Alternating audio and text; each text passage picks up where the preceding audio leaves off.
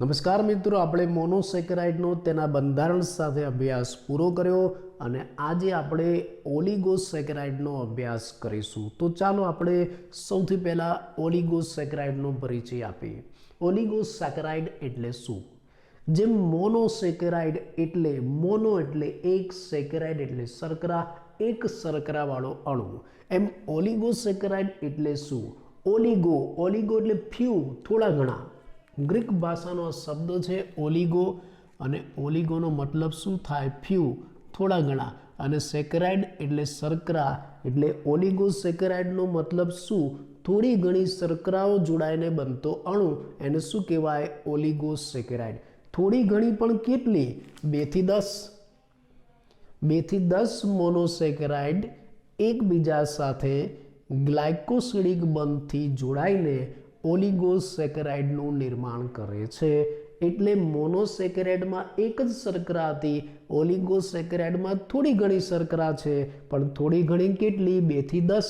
એટલે 2 થી 10 મોનોસેકેરાઇડના અણુઓ એકબીજા સાથે ગ્લાયકોસિડિક બંધથી જોડાઈને ઓલિગોસેકેરાઇડનું નિર્માણ કરે છે.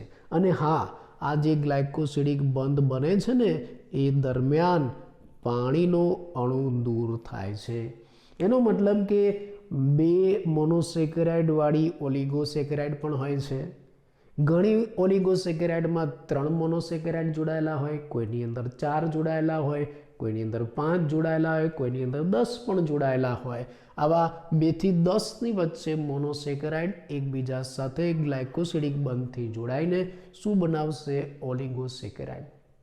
એમાં સૌથી સરળ, નાનામાં નાની અને ખૂબ જ અગત્યની ઓલિગોસેકેરાઇડ કઈ જાણો છો? ડાયસેકેરાઇડ. એટલે ડાયસેકેરાઇડ એ સૌથી નાનામાં નાની અને સૌથી અગત્યની ઓલિગોસેકેરાઇડ છે. તો ચાલો આપણે આ ડાયસેકેરાઇડનો પરિચય આપીએ. ડાયસેકેરાઇડ, ડાય એટલે 2, સેકેરાઇડ એટલે શર્કરા. એનો મતલબ કે આમાં 2 શર્કરાઓ જોડાય છે. કેવી રીતે આપણે સમજીએ? 2 સમાન કે અસમાન મોનોસેકેરાઇડ એકબીજા સાથે ગ્લાયકોસિડિક બંધથી જોડાઈને ડાયસેકેરાઇડનો અણુ બનાવે. અને જ્યારે આ ગ્લાયકોસિડિક બંધ બને ત્યારે શું થાય? પાણીનો અણુ દૂર થાય. ચલો તો આ ડાયસેકેરાઇડનો અણુ પ્રેક્ટિકલી કેવી રીતે બનતો હશે? આપણે એક ઉદાહરણ દ્વારા સમજીએ. દાખલા તરીકે આપણે 2 ગ્લુકોઝ લઈએ. ગ્લુકોઝ પ્લસ ગ્લુકોઝ, એને જોડીએ. હેક્સોસ શર્કરા છે. બંધારણ લખું હું C6H12O6 પ્લસ C6H12O6. આપણે ડાયસેકેરાઇડ બનાવવું છે, જેમાં મેં 2 મોનોસેકેરાઇડ લીધી, હેક્સોસ મોનોસેકેરાઇડ. હવે બંનેને જોડીને હું શું બનાવીશ? ડાયસેકેરાઇડ. કેવી રીતે? ચલો આપણે જોઈએ. હવે આ જે C6H12O6 મેં લખ્યું છે ને, એને હું આ રીતે પણ લખી શકું. C6H11O5OH. સમજાયું? આ અહીંયા મેં OH ક્રિયાશીલ સમૂહને 12 દર્શાવ્યો, વત્તા C6 સાઈડમાં લખું C6H11O5OH. સમજાયું? આ બંને હેક્સોસ શર્કરા છે, એકબીજા સાથે રાસાયણિક પ્રક્રિયા કરશે, પણ કોની મદદથી? પોતાના OH ક્રિયાશીલ સમૂહની મદદથી. આના OH અને આના OH વચ્ચે રાસાયણિક પ્રક્રિયા થાય, અને પ્રક્રિયા દરમિયાન શું થાય છે? જુઓ, એ પ્રક્રિયા દરમિયાન આનો H અને આનો OH દૂર થઈ જાય. મતલબ શું દૂર થાય છે? H2O દૂર થાય. બાકી શું રહેશે? બાકી રહેશે આ એક ઓક્સિજન. આ ઓક્સિજનની મદદથી આ બંને મોનોસેકેરાઇડ હવે એકબીજા સાથે જોડાશે. કેવી રીતે? ખાલી આટલું બહાર કાઢી નાખો, ખાલી આટલું કાઢી નાખો, બાકી જેમ છે મૂકી દો. C6H11O5 આ બાજુ. વચ્ચે શું છે? વચ્ચે O છે, ઓક્સિજન. અને આ ઓક્સિજન જ બંને મોનોસેકેરાઇડને જોડી રાખે છે. આ બાજુ શું બાકી રહ્યું? C6H11O5. તો બે મોનોસેકેરાઇડ એકબીજા સાથે રાસાયણિક પ્રક્રિયા કરે છે. પ્રક્રિયા દરમિયાન H2O પાણીનો અણુ દૂર થાય છે અને આ બંને મોનોસેકેરાઇડ આ ઓક્સિજનના બંધથી એકબીજા સાથે જોડાય છે. આ ઓક્સિજનનો બંધ એટલે જ ગ્લાયકોસિડિક બંધ. તો આપણી પાસે આ ડાયસેકેરાઇડ તૈયાર થઈ ગઈ. બંને મોનોસેકેરાઇડ એકબીજા સાથે ગ્લાયકોસિડિક બંધથી જોડાઈ ગયા અને પ્રક્રિયા દરમિયાન પાણીનો અણુ દૂર થયો તો આ ડાયસેકેરાઇડ તૈયાર. તો આ રીતે ડાયસેકેરાઇડના અણુનું નિર્માણ થાય. ચલો હવે આપણે આનું બંધારણ લખીએ કે ભાઈ આ જે ડાયસેકેરાઇડનો અણુ બન્યો એનું બંધારણીય સૂત્ર શું થાય તમે વિચારો જોઈએ. આમાં કાર્બન કેટલા? C6 6 ને 6 12 C12. ચલો હાઇડ્રોજન કેટલા? 11 H11 11 દૂને 22 H22.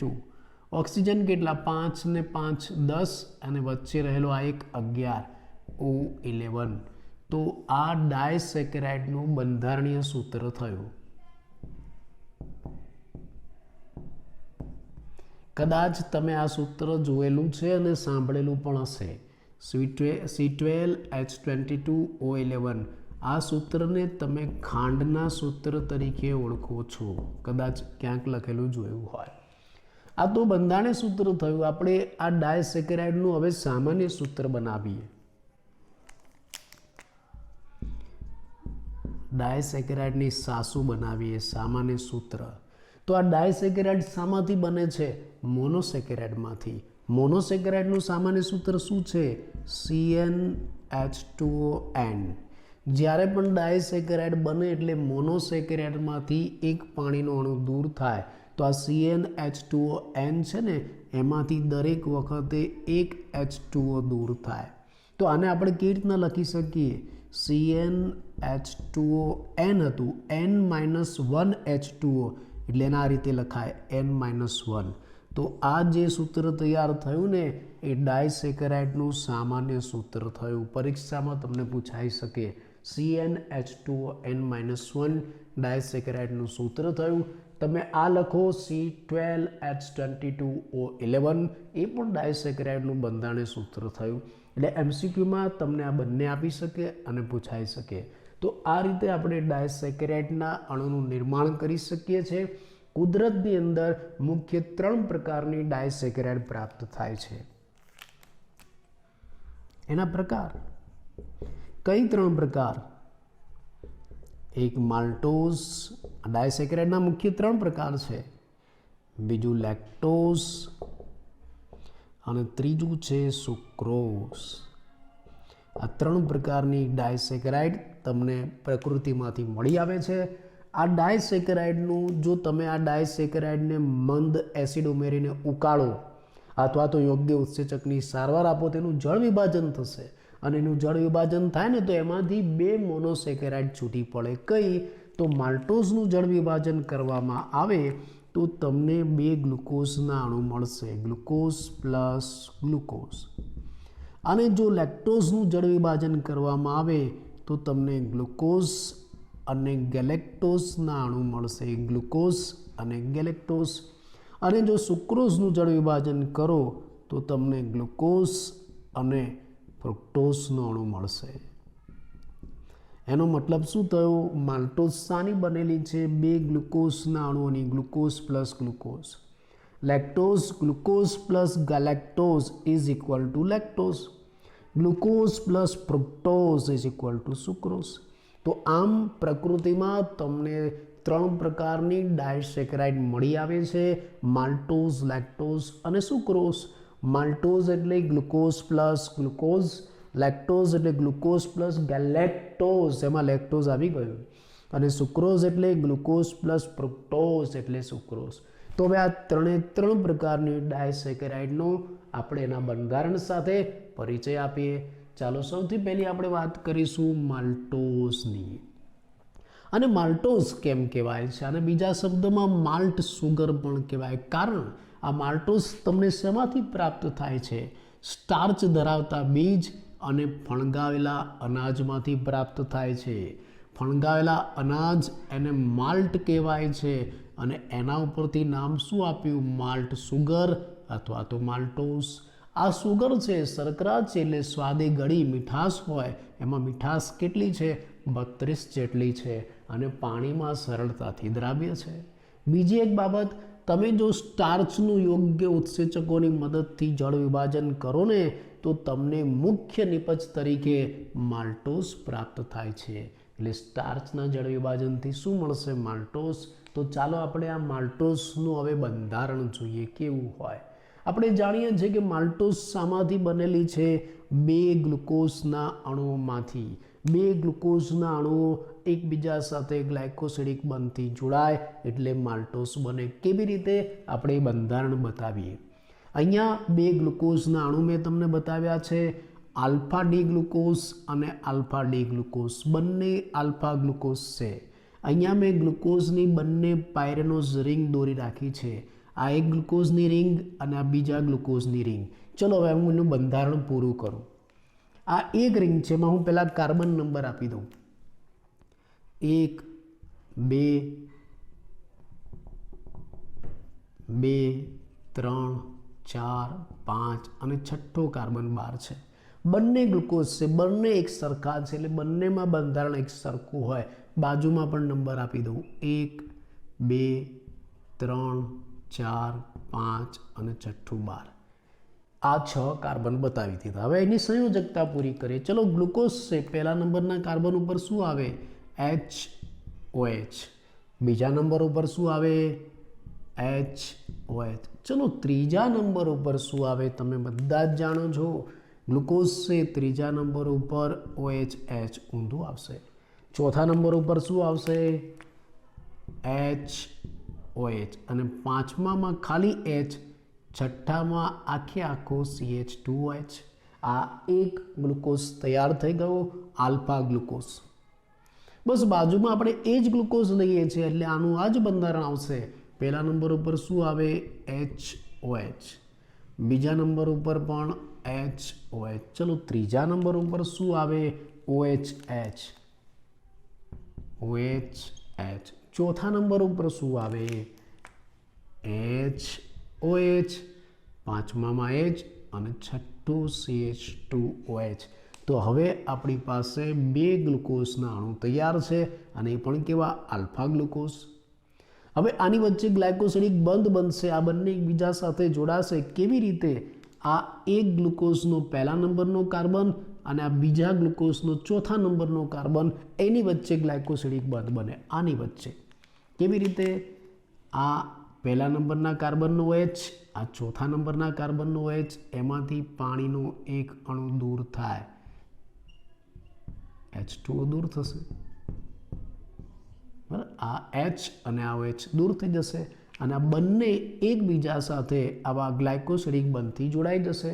એટલે આના સિવાય બાકીનું બધું એમને લખી નાખવાનું. આ H અને OH કાઢી નાખો અને બાકીની બંને રિંગ એમને લખી નાખવાની. જો લખી નાખી, આ જેમ છે એમ મૂકી દીધું મેં, આ પણ જેમ છે એમ મૂકી દીધું. અહીંયા H અને OH નીકળી ગયા, બાકી શું રહ્યું? ઓક્સિજન. આ ઓક્સિજન આ બંનેને જોડી દેશે. આ ઓક્સિજને જે બંધ બનાવ્યો એને શું કહેવાય? ગ્લાયકોસિડિક બંધ. અહીંયા ગ્લાયકોસિડિક બંધ ક્યાં બન્યો? પહેલા અને ચોથા કાર્બન વચ્ચે, અને પાછા બંને ગ્લુકોઝ કેવા છે? આલ્ફા. માટે આ બંને શું કહેવાય ખબર છે? આ એટલે સમજાવું છું, MCQમાં નીટમાં પૂછાય છે. આ બંને આલ્ફા 1,4 ગ્લાયકોસિડિક બંધ કહેવાય. આવો MCQ તમને પૂછાય છે કે ભાઈ માલ્ટોઝમાં કયો બંધ જોવા મળે? ખાલી ગ્લાયકોસિડિક લખ્યું હોય તો તમને જવાબ આવડે, પણ આવું લખેલું આપશે MCQમાં, આલ્ફા 1,4, આલ્ફા 1,2 એવા અલગ અલગ નામ આપશે.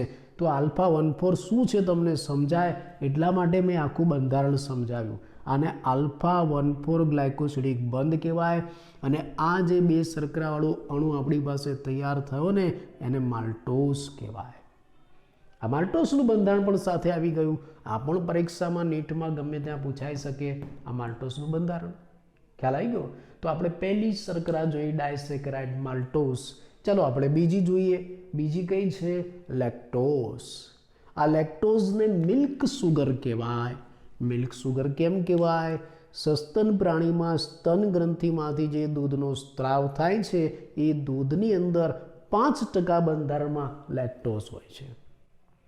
ફરી એકવાર, સસ્તન પ્રાણીમાં સ્તન ગ્રંથિમાંથી જે દૂધનો સ્ત્રાવ થાય છે એ દૂધની અંદર 5% બંધારણમાં લેક્ટોઝ રહેલો છે અને એટલે જ દૂધ આપણને થોડું ઘણું મીઠું લાગે છે.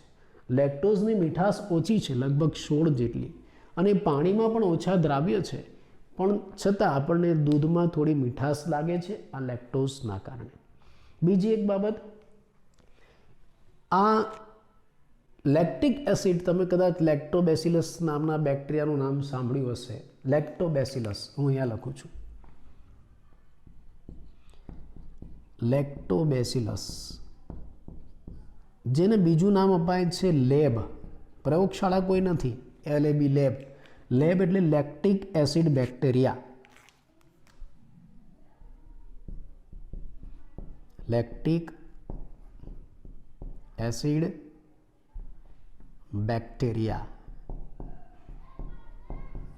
આ લેબ નામના અથવા તો લેક્ટોબેસિલસ નામના જે બેક્ટેરિયા છે એ દૂધમાં રહેલ લેક્ટોઝ છે એને લેક્ટિક એસિડમાં ફેરવી નાખે છે, એટલે દૂધને ફાડી નાખે છે અને ખાટું બનાવી દે છે. એટલે જ આપણે દૂધમાંથી જ્યારે દહીં બનાવવાનું હોય ને તો આપણે આ બેક્ટેરિયાનો ઉપયોગ કરીએ છીએ, લેક્ટોબેસિલસ. એટલે દૂધમાંથી જે દહીંનું નિર્માણ થાય છે એના માટે જવાબદાર બેક્ટેરિયા કયા? લેક્ટોબેસિલસ, અથવા તો એનું બીજું નામ શું? લેબ, જેનું આખું નામ શું થશે? Lactic acid bacteria. જે દૂધમાં રહેલ લેક્ટોઝ છે એને લેક્ટિક એસિડમાં ફેરવી નાખે છે, દૂધ ફાટી જાય છે, ખાટું થઈ જાય છે, અને એટલે જ દહીં બનાવવા માટે આપણે આ બેક્ટેરિયાનો ઉપયોગ કરીએ છીએ. હા, આ લેક્ટોઝ છે પ્રાણીમાં જોવા મળે છે, સસ્તન પ્રાણીના સ્તન ગ્રંથિમાંથી થતા દૂધમાં જોવા મળે છે, પણ વનસ્પતિમાં નથી જોવા મળતા હો, યાદ રાખજો. આ જે લેક્ટોઝ નામની ડાયસેકેરાઇડ છે ને એ વનસ્પતિમાં નથી જોવા મળતી, MCQમાં પણ પૂછાય. તો ચાલો હવે આ લેક્ટોઝ કેવી રીતે બનતા હશે એનું બંધારણ આપણે સમજીએ. લેક્ટોઝ શામાંથી બને? ગ્લુકોઝ પ્લસ ગેલેક્ટોઝ શું બનાવશે? લેક્ટોઝ. પણ આપણે અહીંયા લેક્ટોઝ પહેલાં લઈએ, એટલે ગેલેક્ટોઝ અને ગ્લુકોઝ બંનેના જોડાણથી શું બનશે? લેક્ટોઝ બનશે. પણ કયા ગેલેક્ટોઝ? બીટા ડી ગેલેક્ટોઝ અને આલ્ફા ડી ગ્લુકોઝ શું બનાવશે? લેક્ટોઝ. કેવી રીતે? તો આપણે એના બંધારણ જોઈએ. તમને આલ્ફા ગ્લુકોઝનું બંધારણ આવડે છે. અહીંયા મેં પાયરેનોઝ રિંગ તૈયાર રાખી છે, કાર્બન નંબર આપીને આપણે એનું બંધારણ લખીએ. ચલો કાર્બન નંબર હું આપી દઉં. આ ગ્લુકોઝ જ છે, અહીંયા દોર્યો હતો ને એ જ ગ્લુકોઝ છે જે તમને આવડે છે, એટલે આપણે પહેલાં એ બનાવી દઈએ. આ ગ્લુકોઝમાં કાર્બન નંબર 1, 2, 3, 4, 5 અને 6. કયો ગ્લુકોઝ છે? આલ્ફા ગ્લુકોઝ છે. ચલો પહેલા નંબરના કાર્બન ઉપર શું આવશે? અહીંયા છે એ જ બધું. પહેલા નંબરના કાર્બન ઉપર HOH, બીજામાં પણ HOH, ત્રીજામાં શું આવે? ગ્લુકોઝ છે એટલે OH, ચોથામાં શું આવશે? HOH, પાંચમામાં H અને છઠ્ઠામાં CH2OH. આ આલ્ફા ગ્લુકોઝ તૈયાર જે તમને આવડે છે. પણ હવે આપણે ગેલેક્ટોઝ બનાવવું છે. કેવી રીતે બનશે? ગેલેક્ટોઝનું બંધારણ ગ્લુકોઝ જેવું જ હોય છે, ખાલી એક જ ફરક. કયો ફરક? અહીંયા જે ચોથા નંબરનો કાર્બન છે ને એમાં આવું HOH નથી પણ OHH આવેલું છે, ખાલી આટલું જ બદલાય. ચલો આપણે એ બનાવીએ. પહેલાં હું નંબર આપી દઉં. આ 1 નંબર, આ 2, આ 3, આ 4, આ 5 અને છઠ્ઠા નંબરનો કાર્બન 12. આ ગેલેક્ટોઝ એ ગ્લુકોઝ જેવું જ છે, ખાલી એક જ ફરક છે ચોથા નંબરમાં. ત્યાં સુધી આપણે મૂકી દઈએ. ચલો પહેલા નંબરમાં આની જેમ શું આવશે? HOH. બીજા નંબરમાં પણ શું આવશે? HOH. હા, ત્રીજા નંબરમાં તો શું આવવાનું છે? OHH. એ તો નક્કી છે, કોઈ પણ 100 શર્કરામાં OHH. પણ હવે જુઓ, જ્યારે તમે ગેલેક્ટોઝ બનાવો છો આમ તો ગ્લુકોઝ જેવું જ છે, પણ ફરક એટલો કે આ ચોથા નંબરમાં HOHની જગ્યાએ શું આવશે? OHH આવશે. સમજાઈ ગયું? આટલો ફરક. આ ચોથા નંબરમાં HOH હતો ને એની જગ્યાએ OHH આવશે. એનો મતલબ કે ગેલેક્ટોઝમાં ત્રીજા અને ચોથા સ્થાને OHH આવશે. બસ ખાલી આટલો ફરક. પાંચમા નંબરમાં તો H છે જ, છઠ્ઠા નંબરમાં CH2OH. તો આ તૈયાર થઈ ગયો ગેલેક્ટોઝ. પણ આ જે ગેલેક્ટોઝ તૈયાર થયો ને એ આલ્ફા ગેલેક્ટોઝ છે. આલ્ફા ગેલેક્ટોઝ, આલ્ફા ગ્લુકોઝ જેવો. આપણે તો શાની જરૂર છે? બીટા ગેલેક્ટોઝની. તો હવે આલ્ફા ગેલેક્ટોઝમાંથી બીટા ગેલેક્ટોઝ આપણે બનાવવો હોય તો શું કરવું પડે? એક જ ફરક, આલ્ફા ગેલેક્ટોઝમાંથી આપણે બીટા ગેલેક્ટોઝ બનાવવો છે. એક જ ફરક, આ પહેલા નંબરનો કાર્બન છે ત્યાં શું છે? HOH. એને બદલી નાખો, HOHની જગ્યાએ OHH કરી નાખો તો બીટા સ્વરૂપ થઈ જશે. આલ્ફાથી ઊંધું કરી નાખો, પહેલા નંબરના કાર્બનમાં આલ્ફાથી ઊંધું કરી નાખો તો બીટા થઈ જશે.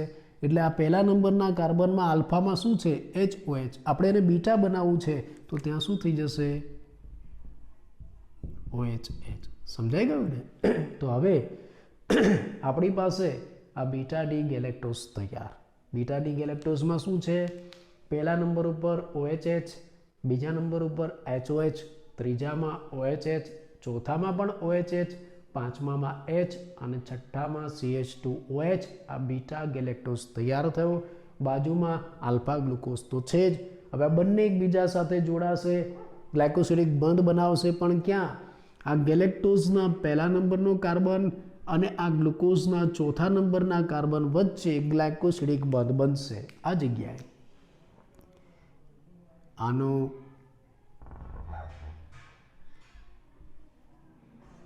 OH અને આનો OH આ બંને જોડાશે. આમાંથી H અને આમાંથી OH બહાર નીકળી જશે, એટલે કે H2 બહાર નીકળી જશે અને ગ્લાયકોસિડિક બંધ રચાશે. ક્યાં રચાયો? પહેલા અને ચોથા કાર્બન ઉપર આવો ગ્લાયકોસિડિક બંધ રચાયો. જો બાકી બધું એમ છે જેમ છે મેં લખી નાખ્યું. બાકી બધું જેમ છે. આ ગ્લુકોઝ એમને એમ મૂકી દીધો, આ ગેલેક્ટોઝ જેમ છે એમ જ મૂકી દીધું. ખાલી અહીંથી શું દૂર કરી નાખ્યું? H અને OH, H2O દૂર કરી નાખ્યા અને ઓક્સિજનનો બંધ, ગ્લાયકોસિડિક બંધ બનાવી દીધો. આ ગ્લાયકોસિડિક બંધ ક્યાં બન્યો? ગેલેક્ટોઝનું પહેલા નંબરનો કાર્બન અને ગ્લુકોઝના ચોથા નંબરના કાર્બન વચ્ચે, એટલે 1,4 ગ્લાયકોસિડિક બંધ કહેવાય. પણ ગેલેક્ટોઝ કેવો હતો? બીટા. એટલે આ ગ્લાયકોસિડિક બંધને શું કહેવાય? બીટા 1,4 ગ્લાયકોસિડિક બંધ. સમજાયું? તો આ જે આખો અણુ તૈયાર થયો, આ રહ્યો, આ એને શું કહેવાશે? લેક્ટોઝ. આ લેક્ટોઝનું બંધારણ પણ આવી ગયું. ખ્યાલ આવ્યો? તો અહીંયા આપણે બે ડાયસેકરાઇડ જોઈ. કઈ? માલ્ટોઝ અને લેક્ટોઝ. આ માલ્ટોઝ અને લેક્ટોઝ બંને ડાયસેકરાઇડ છે ને એ રિડ્યુસિંગ શર્કરા છે. પણ હવે આનાથી અલગ પડતી ત્રીજી નોન રિડ્યુસિંગ શર્કરા, જે નોન રિડ્યુસિંગ છે, આ બંનેથી બંધારણમાં પણ અલગ પડે છે અને કાર્યની દ્રષ્ટિએ પણ વિશેષ છે, એવી સુક્રોઝનો હવે આપણે અભ્યાસ કરીશું.